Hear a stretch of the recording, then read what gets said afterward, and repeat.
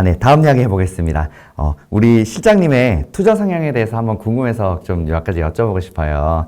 먼저, 투자에서 가장 중요한 자신의 원칙이 있다면 네. 어떤 것들이 있으실까요? 원칙인데 사실 잘 못 지키고 있긴 한데요.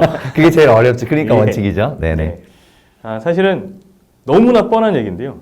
저도 사실 잃지 않는 투자가 가장 큰 원칙입니다. 그렇게 어떻게 보면 저는 굉장히 좀 보수적인 형태의 투자 성향을 갖고 있다라고 볼 수 있고요. 말씀드린 것처럼 저는 지금 운용사 제도권에서 일하면서 주식을 해본 적은 없다 보니까 주식을 안 하다 보니까 기본적인 포트폴리오 투자를 늘 할 수밖에 없는 거죠. ETF든 뭐 펀드를 하든 그런 형태로 봤을 때는 그럼에도 불구하고 상대적으로 더 보수적으로 잃지 않는 투자하려고 노력을 합니다. 그러다 보니까 습관이 되는 건 절대 한 번에 사지 않고요. 예. 그리고 팔 때도 심지어 뭐 수익이 어느 정도 많이 목표에 달았을 때는 한 번에 팔겠지만 그렇지 않을 때 시장 자체가 좀 좋지 않다라고 했을 때는 뭐 분할해서 매도를 한다든가 이런 형태로 해서 하다 보니까 매번 이길 수는 없지만 매번 종목들 산 것들을 이길 수는 없지만 크게 손해를 본 경험은 없었던 것 같아요. 그래서 저 가장 큰 원칙은 잃지 않고자 마음을 먹게 되면 사는 패턴도 그렇게 좀 보수적으로 될 수 있고 사는 종목도 성향도 좀 그렇게 될 수 있지 않을까. 그리고 한 종목에 너무 사랑하게 되면 네, 나머지 종목들도 보기가 힘들어지기 때문에 절대 한 종목, 두 종목에 어떻게 보면 사랑에 빠지지 않게 예, 그렇게 최대한 객관적으로 보려고 노력하는 게 제 원칙이기도 합니다. 네, 방금 진짜 중요한 이야기 해주셨습니다. 잃지 않는 투자. 사실 이게 진짜 어려운 건데, 그죠? 내 자산을 투자는 먼저 원금 내 자산을 지키는 게 목적이 돼야 한다는 거. 그리고 또 하나, 중요한 얘기. 이게 제일 중요한 것 같아. 한 종목에 몰빵하지 말라는 거. 그렇죠? 자산이라는 것은 안전하게 내가 투자한 어떤 종목이 잘 되고 어떤 종목이 망할지는 아무도 모르잖아요.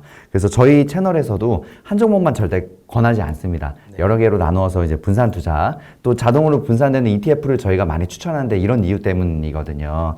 자산을 이제 나누고 그다음에 네. 분산해서 투자하는 게 얼마나 중요한지. 그리고 또 하나, 정액 적립식 투자 말씀하셨잖아요. 투자는 한 번에 끝내는 게 아니라 그냥 월급 들어온 대로 조금씩 계속 들어가는 거. 네. 그렇게 해서 이제 큰 돈이 모이게 만드는 그런 투자 방법 같이 이야기해 주셨네요. 그리고 개인 투자분들이 가장 아마 보시는 분들도 그런 경험들이 있으실 것 같은데요. 뭐 예를 들어서 3종목을 사셨는데 혹은 5종목을 사셨는데 주가가 좋은 종목도 있고 사고 나서 빠지는 종목도 있겠죠.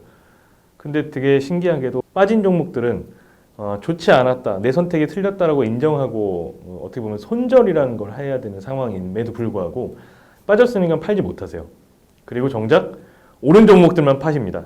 그러니까 100만 원 갖고 5종목을 20만 원씩 5종목을 샀는데 오른 종목만 좀 파는데 빠진 종목은 계속 보유하다 보니까 본의 아니게 얘 혼자 남아버리는 얘만 장투가 돼버리는 이러한 부분들이 굉장히 많으시거든요. 주변에 제가 봤을 때는 100만 원을 사셨다면 오르고 한 종목들의 이 오르고 내리고 보다는 이 전체 내 100만 원이 105만 원이 되고 110만 원이 되고 130만 원이 되고 이렇게 해서 관리를 하는 게 이 한 종목에 빠져서 결국은 이 다 팔고 얘만 남아서 계속 하락하는 모습을 지켜봐야 되는 가슴 아픈 상황들이 발생하지 않게 그렇게 전체적으로 자산을 관리하시는 게 좋으실 것 같아요. 네, 좋은 지적 감사합니다.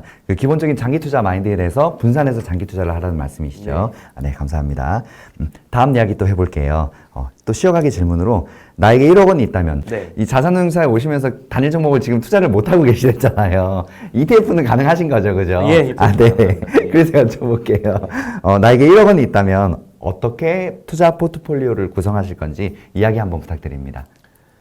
사실 저는 웬만하면 이제 어떤 특정 종목을 이제 안 본다고 말씀드렸으니까요. ETF 같은 경우에는 투자의 아이디어 자체 그리고 산업에 대한 투자, 업종 혹은 국가에 대한 투자 이러한 형태로 많이 하다 보니까 이제는 그러한 형태의 습관이 좀 돼 있는 것 같습니다. 그래서 산업별로 말씀드린 것처럼 뭐 반도체 산업이라든가 혹은 친환경 산업이라든가 이런 형태의 이제 분류를 나눠놓고 투자를 하는데요. 특히 해외형 투자들이나 이런 것들은 ETF 관련돼서는 세금에 대한 부분도 좀 고민을 해야 되기 때문에 해외형 ETF에 투자할 때는 연금 계좌에서 사실은 투자를 많이 하고 있고요. 거기에서 연금 계좌이다 보니까 또 제가 언제까지 일할지 모르겠습니다만 그래도 1, 2년 안에 은퇴하는 일은 아니니까요. 그러다 보니 좀 중장기적으로 투자할 수 있는 그러한 산업에 대해서 그 이후에 꽃을 피울 수 있는 그러한 산업에 대해 투자를 한다라고 생각하고 최근 들어서는 뭐 클린 에너지에 관련된 그러한 ETF들을 계속해서 사가고 있습니다. 네, 알겠습니다. 네. 다음 이야기 해보겠습니다. 다음은 이제 KB스타에서 ETF 이야기 또 한 종목 이야기 해볼까 하는데, 네네. 중장기적으로 투자를 고려하거나, 이제 우리가 또 준비하시는 상품들 어떤 것들이 있는지 한번 소개 한번 부탁드립니다. 네. 방금도 말씀드렸지만 제가 연금 계좌에서 특히 이제 해외 기업들까지 모두 다 투자하는 포트폴리오에 대해서 말씀을 드렸는데, 그러한 측면에 있어서 KB스타에서는 그런 딱 적당한 상품들이 있는 것 같습니다. 투자자분들 중에 관심이 좀 있는 분들, 특히 여기에 해외에 있는 ETF를 해보신 분들은 대부분 아실 것 같은데요. iShares에서 나온 ICLN이라는 티커를 갖고 있는 친환경 클린 에너지 ETF가 있습니다. 그 지수를 동일한 지수를 추종하는 상품이 KB스타에도 있고 KB스타 글로벌 클린 에너지 S&P라는 ETF로 상장이 되어 있습니다. 미국에서 그리고 전 세계에서 친환경 관련된 ETF로 가장 큰 ETF가 아까 말씀드린 그 ICLN이라는 ETF인데 그거하고 동일한 지수, 동일한 성과가 나오는 그러한 ETF. 그래서 사실 중장기적으로 저도 연금계좌에 계속 투자를 하고 있고 이 친환경 관련된 산업은 저희 인류의 숙제이기 때문에 지금 당장은 아니더라도 분명 5년, 10년 후에는 크게 성장할 수 있지 않을까. 그와 관련된 기업들도 주가가 굉장히 좋을 거고요. 그렇게 생각하고 있고요. 근데 지금 이 종목 같은 경우는 친환경 기업에 투자하는 것 같은데 구체적으로 어떤 기업들에 투자를 하나요? 구성 종목이나 이런 것들 이야기도 한번 드립니다. 네. 저희가 2030년 혹은 2050년 뭐 이렇게 약속을 하거든요. 글로벌 그 국가들이 미국을 중심으로 해서 유럽 기업들이 다 친환경 관련된 에너지를 생산하는 데 있어 지금 혈안이 되어 있는데요.